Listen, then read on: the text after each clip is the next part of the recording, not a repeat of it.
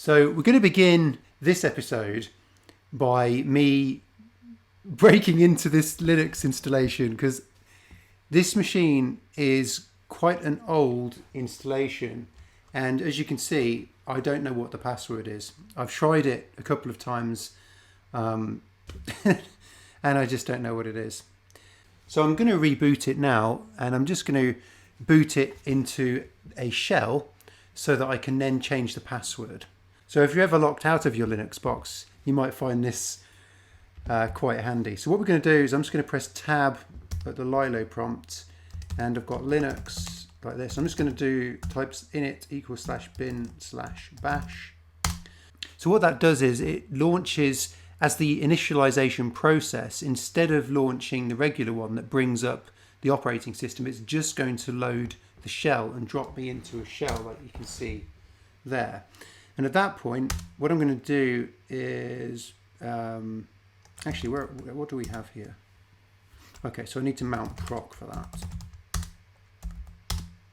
Okay, so we've got, I don't know if you can really make it out in the video or not, but we've got the root partition mounted.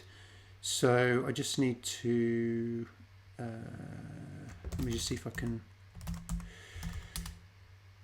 no, okay. So I need to remount it, read write, remount, show, yeah, w/. So I'm going to remount the root file system as read write so I can change the password for root, and I should be able to just password it, I guess. Yeah, right, so I'll just type in my password, nice secure one, password. Okay, that should be good. So I'm just changed it to password.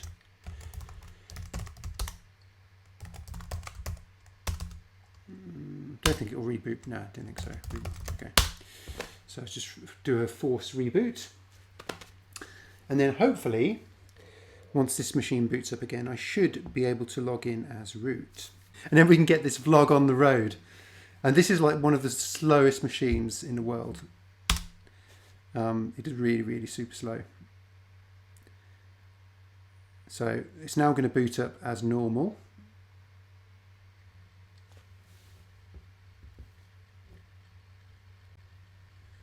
Okay, let's see, root, let me in, come on, you got it. There were 5 failed attempts since I last tried to get in. Alrighty, we are ready to go.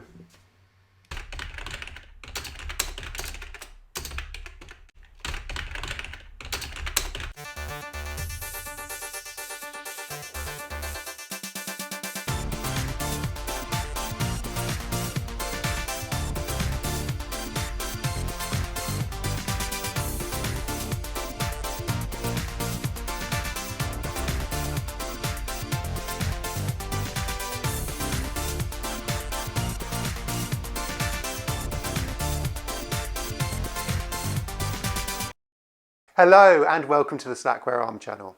In this episode, we're going to be having a look at some of the issues I've had recently with the Pinebook Pro.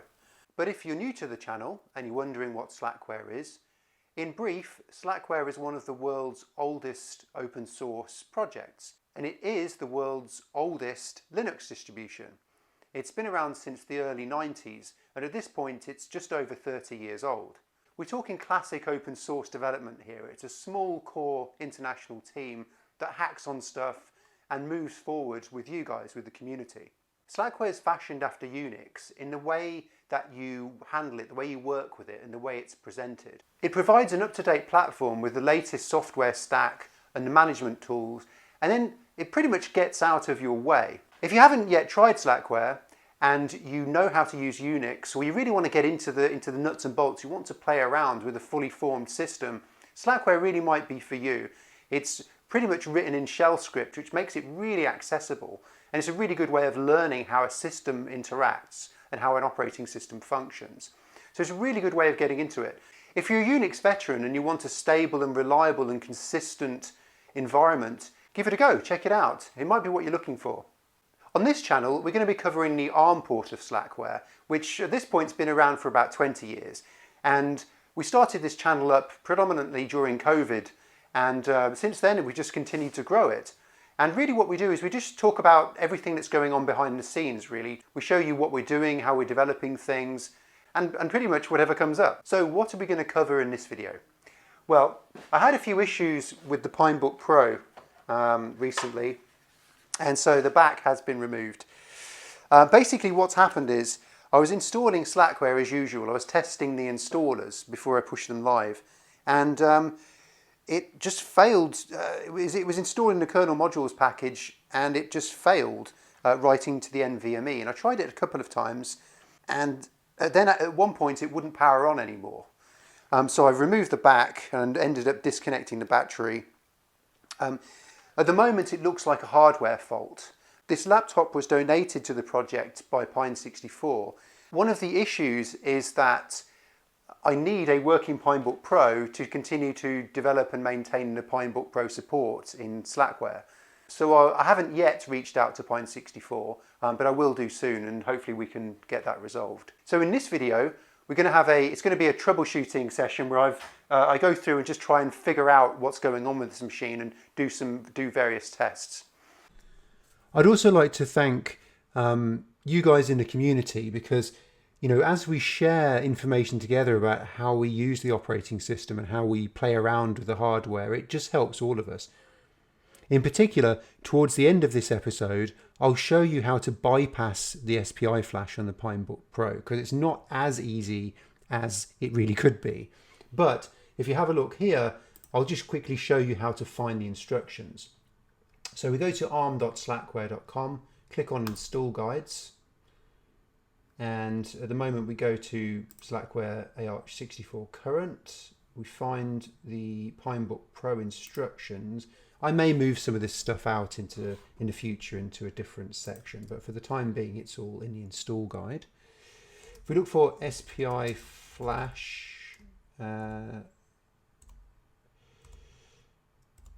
there is a section here. Okay, so you'll see there's a section here about dealing with any issues with the SPI flash, and there's a method here that you can try, but for me it didn't work, and it doesn't work on some other boards as well.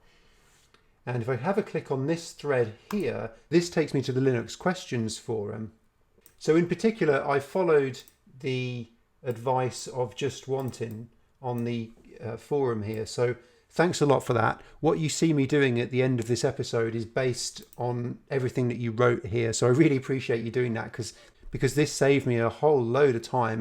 Within a couple of minutes, I was able to find a pair of pointy surgical tweezers and get going with it. So again, thank you for sharing this with us. It really helped. And again, as we all share as a community, it just helps the momentum of the project. It helps people understand and people play around with it and get going with it. This project wouldn't exist without your support. It costs money to run all of this stuff, to buy new hardware and all of that. So thank you very much to those of you who have already donated. It's really gratefully received. And if you can donate as well, the options are here on the screen. Okay, let's get into it. Okay, so this is one of the rare occasions where the system is actually booting from SPI flash, and it's actually working. And so if I reset it, you'll see it is booting from SPI, and there we go. I'm just going to interrupt it again for a sec. Interrupt.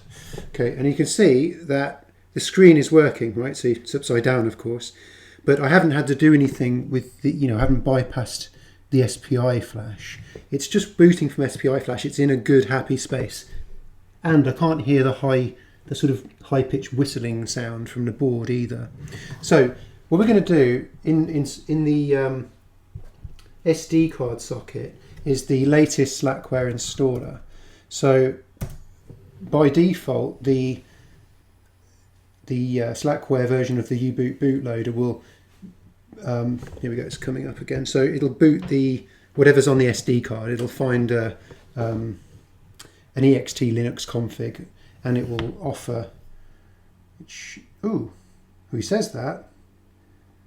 Okay, so that's not done that. Right, so that's supposed to be the Slackware ARM installer, which actually worked before. So, okay, that's interesting. So, and I've seen quite a few issues with, trying to get this out of my hand, there we go. Whoa! The SD card flew out. It has such a good spring action. It shot out of the socket and narrowly missed entering my cup of tea.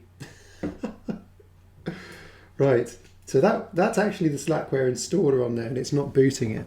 So what we can do is we can try and boot the Slackware flashing tool again. See if it'll boot that, because that worked only a few minutes ago. So let's reset again. So we're booting from SPI. Okay.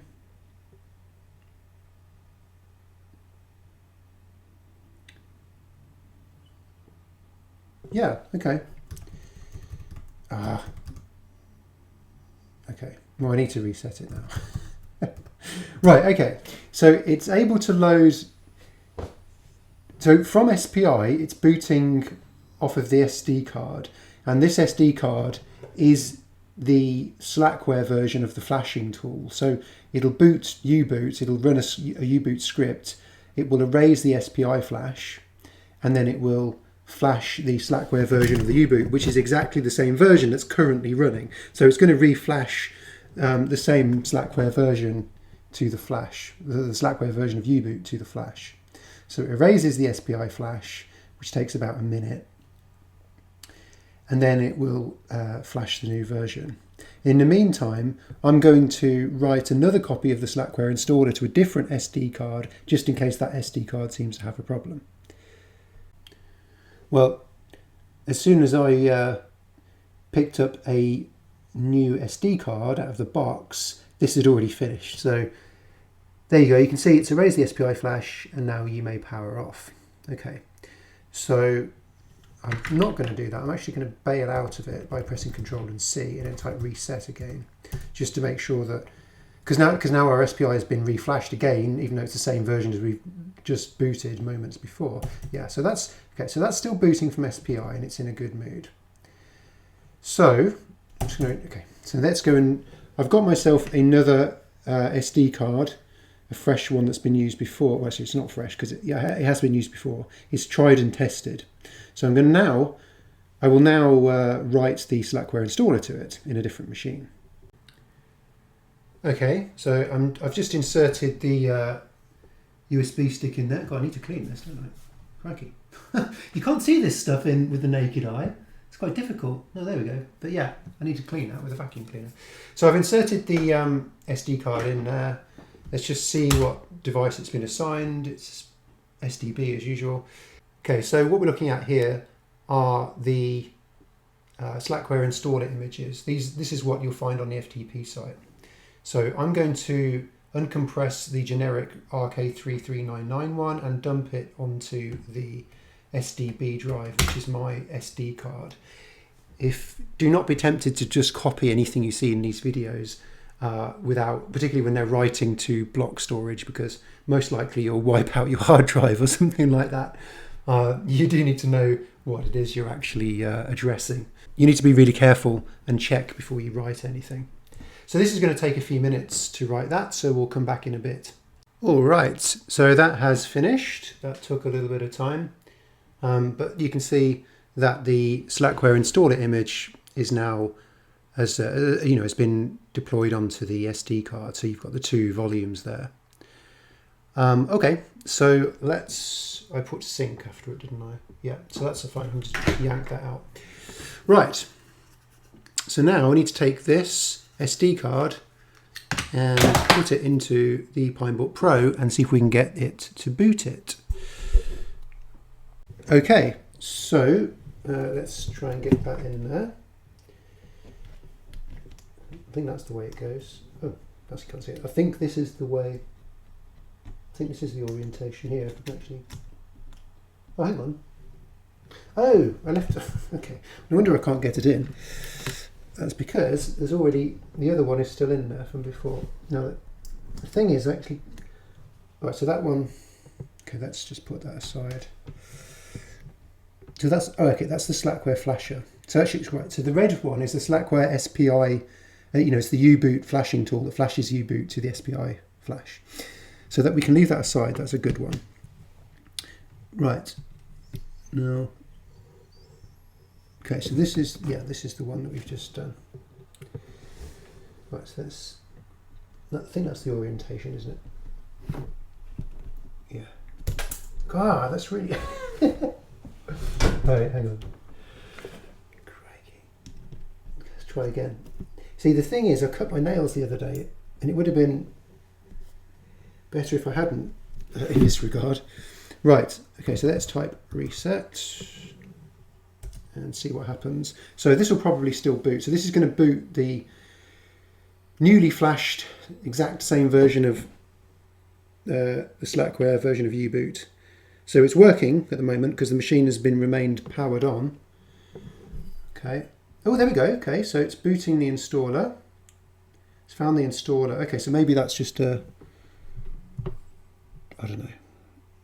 This is the thing. These are reasonably new to me, and I've only had them a few months, and so they've hardly had any usage. Like maybe used once or twice for 10 minutes or something.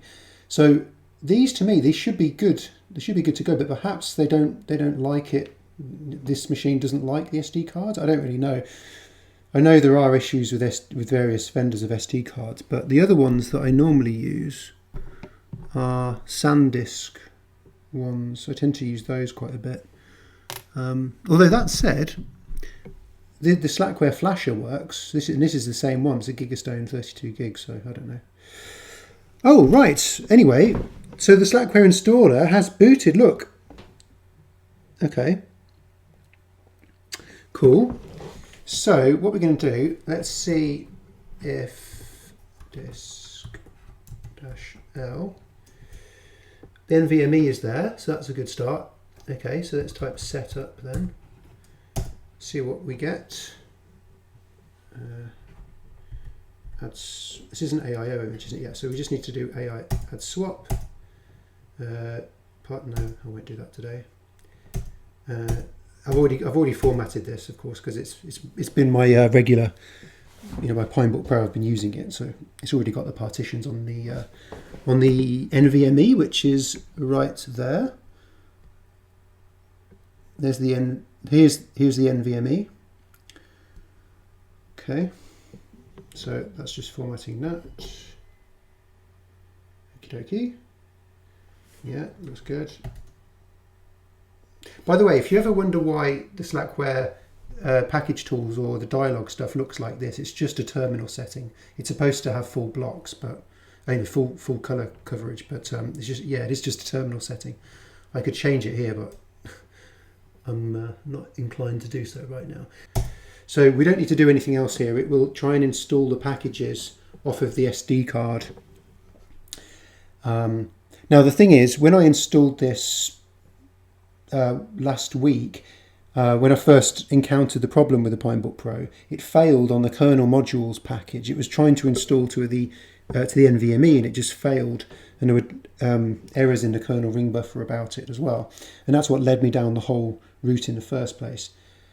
So yeah, we'll see how far we get. I remember working on that keyboard package on the Acorn RISC PC. That was one of the first things I was hacking on in Slackware ARM, believe it or not. Picking out the right keyboard mapping for the RISC PC. Okay, so we're up to the kernel modules. Oh, it's installed the kernel modules. Okay, so it's got further than it did before. So that's always a good start. Okay, well, we'll pick this up later then. Okay, so we've witnessed something new. It's kernel panicked. Unfortunately, I don't have the ability for screen to go up and see any further, but yeah, kernel panic. Let's see what we've got on here. Oh, well, that's just what's on the frame buffer. So that's still, yeah, but the machine is kernel panicked. So, okay. Initially, I'd thought perhaps that the SPI flash was damaged, and so every time it was trying to boot the it was loading off of the SPI flash and it was booting a corrupted bootloader. But actually, I would imagine that it's the RAM that's gone bad in this machine. It's not the first one of these that's had RAM go bad. One of the Rock Pro 64s died as well. I did a video on that a while ago. So what I can do, I mean, if I just try and reset it, if I press the reset button, which is down here, so if you can actually see. So you've got a reset button on the left and then a recovery on the right. And the SPI flash, oh, hold on. Oh, okay. So I'll continue with that in a sec. You can see okay. So you can see that it's booted up again from the SPI flash. So U-boot's booted correctly from the SPI flash, and because we hadn't finished the installation, there are two options available for boot. So this is what happens if you don't complete the Slackware installer process on the RK3399 and the Raspberry Pi as well, actually, is that you'll get these two entries in there. Although actually, as it happens, I plan on changing that for in the near future so that it works like the honeycomb, which is it's done in a different way in a different place. So this will probably change, but at the moment this is why you've got the option to still boot the installer and boot the OS. But yeah, back to this. I'd originally thought that it was because the little SPI flash you see here was damaged, and so what I was hoping to see in the Slackware installer was that I'd be able to use the bootloader installation script within the installer that detects what version you have, and it would tell me that it's a mismatch between what it has on on storage, and of course we haven't got that far. So I was just imagining that it was going to be corrupted, but I think it's probably the RAM at this point. You can see here what I've done is I've removed the cover. I'm not going to play around with this at the moment, but I've removed the cover with just a little lever to lift it off, and that exposes the actual CPU and the SPI flash and stuff like that. And you're supposed to press this little button here called recovery to short or to bypass the SPI flash. However, that doesn't actually work on this board, and apparently it doesn't work on other boards as well. So I've been using instead my tweezers to short the to jumper the pins on the SPI flash. But right, so what we're going to do, I'm just going to press. Right, so we know at the moment that the installer is not working. So what I'll do now is I'm going to power it off, and we'll see what happens when it tries to boot. Okay, so we powered it down and powered it off. Power it. If I just plug the power in again. Now, before I do that, what I'll explain here, because originally I was going to explain all of this in a bit of a setup video, but because this was taking longer than I expected, I just started recording without a setup. So what happens is with the Pinebook Pro, when the battery is connected, which is this little connector here, when that's connected, the thing won't even power up at all. You just press the on button and nothing happens. So I disconnected that, and I have reconnected these two here, which is described in this little sticker. This is basically, you need to plug this together to power it when the battery is disconnected, but you're not supposed to have this plugged in or connected when the battery is connected. So I've reconnected these so I can boot it or turn it on without having the battery connected, because I don't think the battery is working. Or maybe the battery is fine and it's the board. It's probably the board now, we know, but now I think it's the RAM anyway. So I've turned it off. So I'm just going to reach underneath the screen with my finger and just turn it on. I've got quite used to knowing where it is. Fortunately, it's the one on the left-hand side, and with this orientation. So let's turn it on. Okay, so it's booting from SPI. Okay, and is it stuck? Yeah. So you'll see nothing happens. Right, so you've seen it booting from SPI before, right? Several times we've reset it, but now nothing happens. So it's well nothing. I mean, this is what happens. It gets that far, but there's nothing on the screen.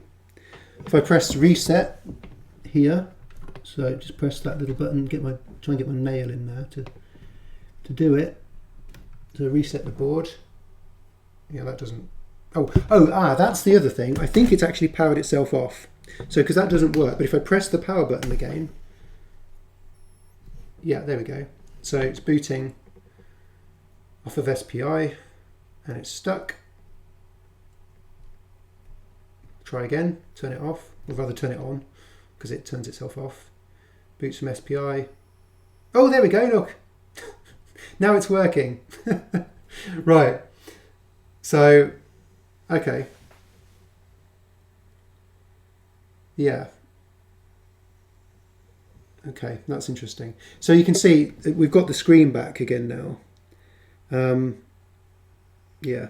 So it's going to boot. What's it? It's booting the OS. Well, that's going to break because that's not properly. Okay, so we need to reset it. So what we're going to do, because the reset. So once the machine's running, you can actually just reset it. It seems to always work. So if I just bosh the reset button, oops, like that, so you'll see that it boots again. And as I said, because it's already in a good state now, it's in a happy state, it will, every time I've done this, it will reboot over and over and over, and it will work. But ordinarily, 9 times out of 10, it will just get stuck. We were really lucky that this worked within such a short time period. Oh, if I quickly press the installer, I mean, I can try installing it again. Let's have a look. Want to rule out the fact that it's not it's not the NVMe. I already know it's not, but I'll show you anyway. So let me just power this off. So the power is now out, the battery is still disconnected. Right, yeah, that's all off. So what I'm going to do is I'm going to just disconnect this. So I'm just trying to get my nail under it and flip it up.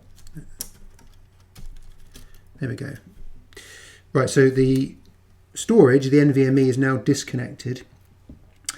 I think that's all I need to do. What we'll do now is if I plug it back in, put the power back again, like that, and then reach underneath again to the power button, like that. Okay, what are we going to do today? Oh, it's booting off SPI again. This is new. It seems to want to boot off SPI every time now, which is not a bad thing, but it's kind of puzzling that it actually is working. Okay, let's see. Right, okay, let's turn it off again. I'll just turn it off. It's easier this way. Okay, and then turn it on again with a button.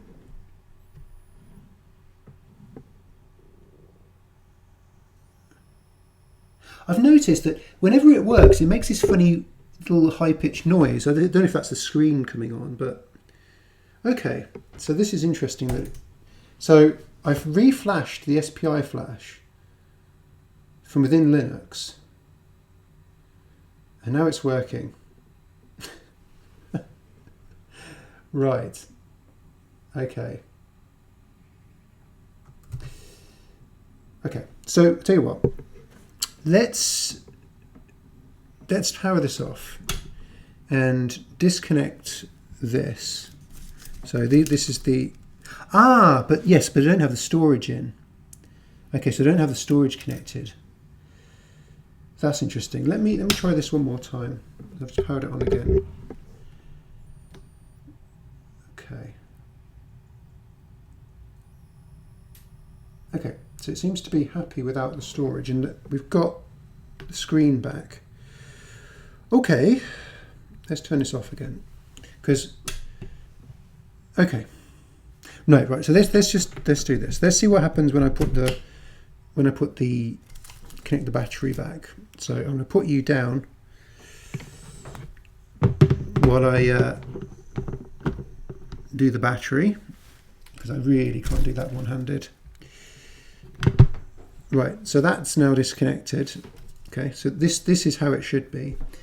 And then if I just put the battery, it's powered off yet. So if I just put the battery back in like this, flick that into place. Oops.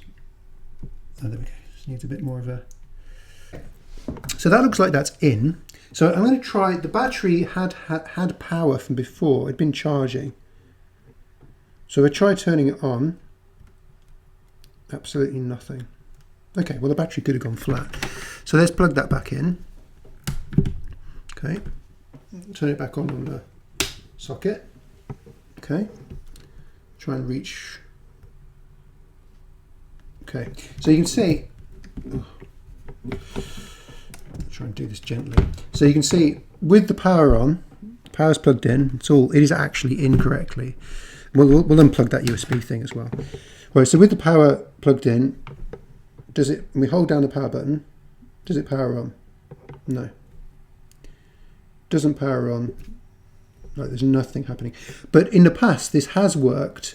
You know, even when it first broke last week, it has been able to power on again with the battery, but invariably it won't. And as you can see, it's just not working. Okay. So this is why I disconnected it in the first place. So, yeah, so you can see the lights on though. There, you see at the bottom. So the power's going in. It's connected up properly. That's disconnected as it should be. Yeah, so it just doesn't work with the battery in. So yeah, let's unplug that again. Let's turn that off first there. Disconnect. Ooh, there we go. Disconnect you, and then again disconnect the battery like this. Come on, out you come. There we go. There we go. And then try and do this single-handedly. Okay, so didn't do that single-handedly. Okay, so the battery is bypassed again, so we can boot from, well, rather we can power from mains only. So let's turn it on again. Okay, so okay, then put my hand underneath, press the power button. Okay. Yeah, it's going to work. I can hear it. Because of that noise, I knew it was going to boot. Yeah, and it's back up there. Okay. Right. Interesting. Okay. But we don't have the storage attached to it. So, okay. Okay. So I'm going to have a think. Okay.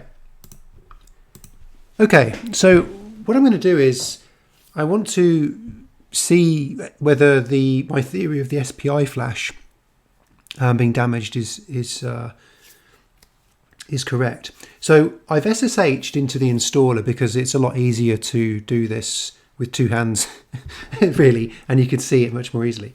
So I've SSH'd into the installer. I've mounted where my Slackware stuff is over NFS, which is in here. So this is the directory you can find on the FTP site called Slackware ARM/platform. So this is where the U-boot binaries live, and they're all uncompressed. So what I'm going to do is I'm going to flash the Pinebook Pro one that we use in Slackware that we've had now for several months and that's been running on my Pinebook Pro for several months. I'll start that now. Okay, so I'm now flashing the Pinebook Pro U-boot image to the SPI flash. So this is the correct version. It's the SPI version of the U-boot bootloader. And this is the version we've had in Slackware now for several months, and it's been on this Pinebook Pro for several months as well. So we know it's a good working U-boot version. Then what I'll do is I'm going to verify, I'll create a checksum of this binary and then compare it to what's being installed into the SPI flash. And my initial theory was that perhaps the SPI is broken somehow, although given that we can still boot off of it every 1 in 30 chances or whatever it seems to be, I don't know if that's because the SPI flash is intermittently broken, or I don't know. I'm just at the moment, I haven't got that many tools available, so I'm just seeing how things behave. So this is almost done. Okay, so that's been verified. So what we're going to do now is I'm going to, I've got a little script, /p. a hardware model, RK sources, what's it called, MD5 or something like that. So if I do exactly the same thing here, okay, so we'll take 1300 Ks worth of data from the SPI flash and MD5 sum it. Okay, so the SPI flash is dev/mtg0. Okay, now if I do exactly the same thing, but instead of the MTD, I use the SPI bootloader image, and these are uncompressed, so I can do this. We should see exactly the same thing, yeah. So the MD5 sum is identical.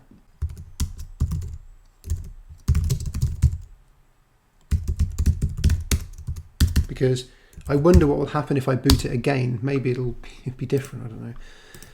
Okay, so to me that seems like the SPI flash is okay. You know, it's reading back the majority. I mean, these things are it's only slightly bigger than that.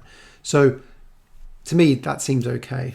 So what I'm going to do is I'm going to run the there's nothing in the D message, I don't think, that's concerning. No, looks good. So I'll run the setup command again. Right, and then yeah, it's telling me that I've got source to use. Yes, I'll use it. Terse. Okay. So I might expect to see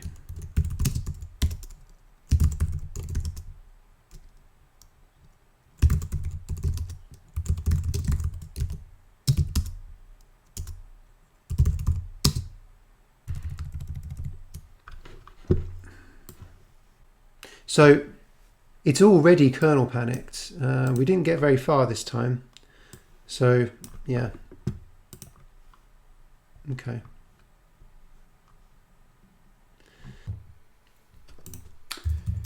Okay. So what I'm going to do is I've reconnected to the installer remotely over the serial port from another machine. So at the moment we don't have the storage connected. So I've got an idea. I just want to see what happens, and to exercise the RAM.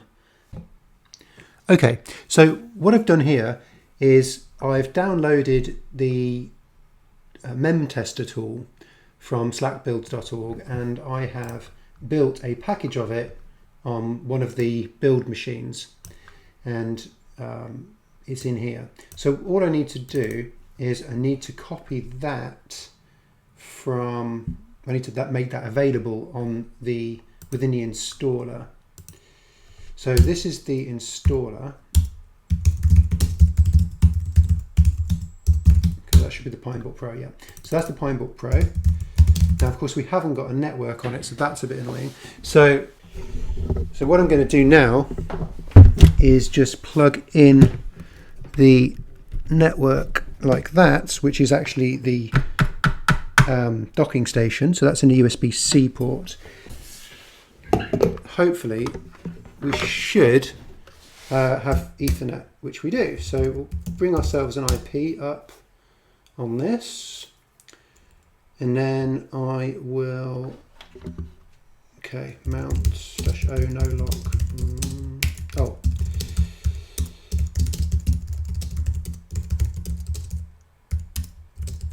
okay, so what I need to do is make this available. So and I think, yeah, right. So I'll just make that available over the network. And tump. Okay, stop mem tester. Now, how much RAM does this thing have? I guess 4 gig, isn't it? Yeah. So mem tester. I don't know. I'm just going to put 3 gigs. See what happens. So I will leave this for a little while. Okay, so this is as far as it got before it just died. There's, the machine has switched itself off. That's as far as it got. So there's no kernel panic on here, but just running this on the machine killed it. Still plugged in, still powered, but yeah, it's dead. I can try powering it on again, see what it does. Yeah, okay, so Yeah. I mean,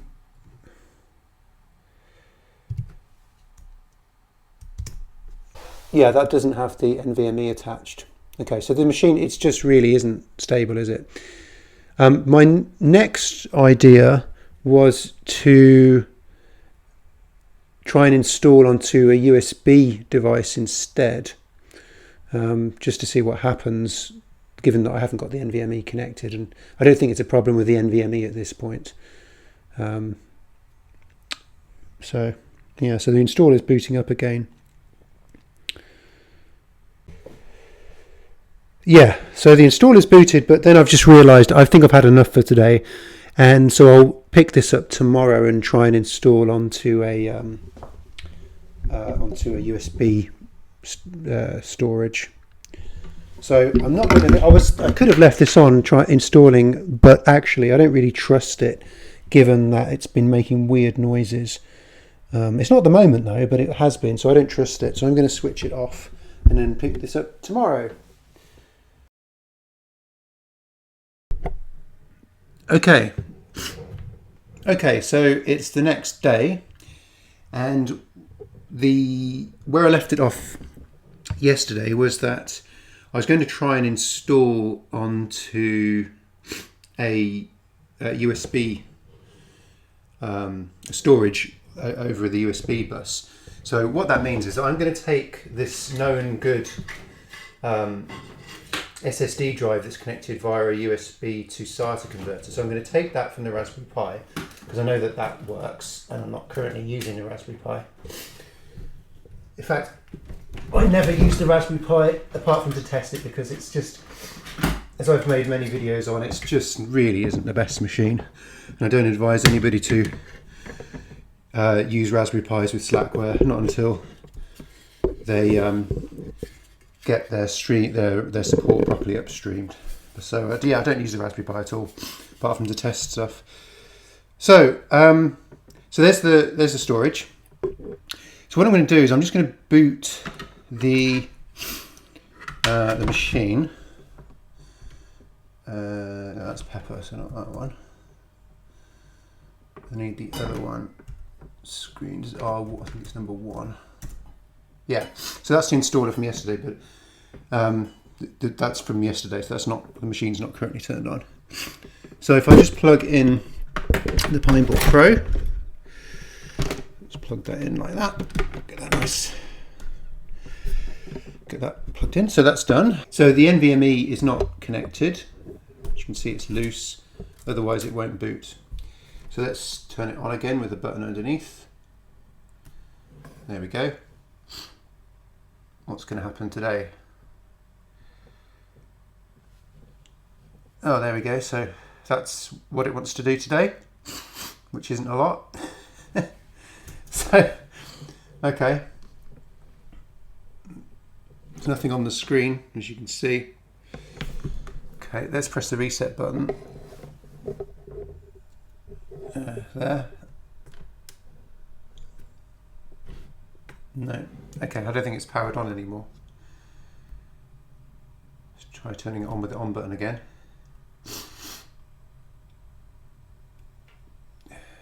Yeah. Okay, it doesn't seem to want to come on today. So let's disconnect the USB docking station. Try again, just in case. See if he wants to boot with the USB docking station. Doesn't seem like it.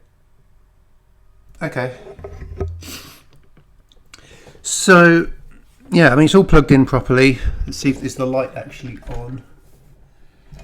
Oh, I don't see the light on. Hold on. Why is that? The light should be, generally, there should be a little LED, red LED here, and it's not. Why is that? It is plugged in, right? Well, that is the cable, so, which goes over here somewhere. Yeah. It's all plugged in. Let me just disconnect it and reconnect it. Okay, it's definitely reseated well. But yeah, now there's no LED lit at all. So Oh, there we go. So I said earlier that often I'd boot it and this is where it would get stuck. So it just boots from SPI and then gets stuck. And there's nothing on the screen. If I try this several times, you never know, we might get lucky. So I'll try powering it on again. Okay. So what we're going to do is, because this clearly, I mean, there's clearly something wrong with the hardware here. So what I'm going to do is, let's just power this off. So what I'll do is I've just semi-recovered this, with this blanking plate, this protective plate here. So this protective plate is held on by a bit of bonding tape here and there. And also it has this little clips under here. Now I haven't actually properly clipped it in, I just folded it back. If you guys ever need to bypass the SPI flash because, for example, it's broken and it gets stuck, what you're supposed to be able to do is, if you see these, try and get that in shot properly. Yeah, there you go, you should be able to make it out. On the left it says reset and on the right it says recovery. What you're supposed to be able to do, you're supposed to be able to hold down the recovery button whilst turning on the power, and then you press the reset button or something like that. But it doesn't work on this machine. And as I said before, it doesn't work on many others as well. So what you do is you can get like a plastic, small kind of screwdriver shaped thing, and just gently, where the gap is, I'm not going to reseat mine to show you properly, but where there's a little gap here, slide it under there and gently just ease it up and loosen the tape, and then this thing will pop out. And just make sure that it's folded back so that it doesn't actually touch any of the board underneath. Okay, so then what you do is you find yourselves some tweezers like this that have a bent end on them. Now, one of you guys really helped out with this on the forum. So here what we do is, because the button doesn't work, what you have to do is you get your tweezers and you gently put one end, so you put one end on that pin like that, okay? If you can really see that in a video, I don't know, it's a bit close. But I've got one end on that pin. The machine is not powered on, by the way, at the moment. I'm just demonstrating. I can't do this. I'll have to put the camera aside to do this properly when I boot it. But you put one end of the tweezers on this pin, and then the other end, you touch the leg of the pin on the bottom left like that, and that will bridge these two pins together and cause it to bypass this SPI flash. Okay, but you have to be really careful that you don't touch anything else. And the trick is, if you get the to avoid touching other things, touching anything else on the board, if you get the right hand side leg of your twisted, or your sort of bent tweezers, or whatever the name of these tweezers are called, so you sort of pull on it, so you've got a bit of a pulling action. There's resistance basically on that, and then the physical resistance, not electrical resistance. So you get some physical resistance, so you're hooked onto the pin, and then you gradually just ease over to the left. And then likewise, when you want to release the SPI flash, you just release the left hand first, and very gently let yourself loose off of the right hand side pin. Now, I'm not actually recommending that you do this at home, but this is actually how you do it. There are other ways as well, but I mean, yeah, well, I don't know what the other ways are, apart from some really complicated way of connecting with a particular type of cable, and it's like, you don't need to do that. You just need to just bypass the SPI flash. So when you first install Slackware, you download a small, I think a few 100K SD card image and write it to an SD card, and you boot this SD card, and it will flash the Slackware version of U-Boot, which is the one that you see on the screen. It'll flash that to the SPI flash. So this SD card has that image on it, and it's color coded red. I colored it red so I could remember which was which. So if I just remove the Slackware installer from here, pop in the the flashing image instead. So put that in there. Make sure that that cover is not touching anything on the board. And then what I'm going to do is I'm gently flip this up like this, and then I'm going to mount the camera this time. So you won't be able to see me do it on the board, bridge the pins on the board. But right, okay. So I have set up my other machine to record the screen over the serial port. What I'm going to do is I'm going to plug in the Pinebook Pro with the power here on the right. And I've got the camera mounted now on a stand, so I don't have to hold it. Plugged into the power, but it's not powered up. I haven't pressed the power button. So I'm going to grab that right hand leg, touch the left leg, press the power. Okay, do you see now that it's not booting from SPI, it's booting from MMC? And you can see, so I can now release the SPI flash because I've already done it. And that's how you bypass the SPI flash. You'll notice that there's nothing, at the top it says SPI, but that's from the previous session. But here it's booting from, it's trying to boot from boot ROM, and then it boots directly from MMC. But now you'll see that exactly the same version of U-Boot is now booting from the SD card, but again it's stuck in the same place. Alright, so that's realistically all I can do here with what I have available. I suspect it's an issue with the RAM, but with the system on chips, it's not as if you can't tease apart the hardware. You can't remove the RAM and replace it because it's actually soldered onto the board. Yeah, I hope that we can get a replacement board, at least try and get this thing back on the road again. So that's all I've got for this episode. Hope you found this useful and enjoyed it, and I'll see you in the next episode. Take care. Bye-bye.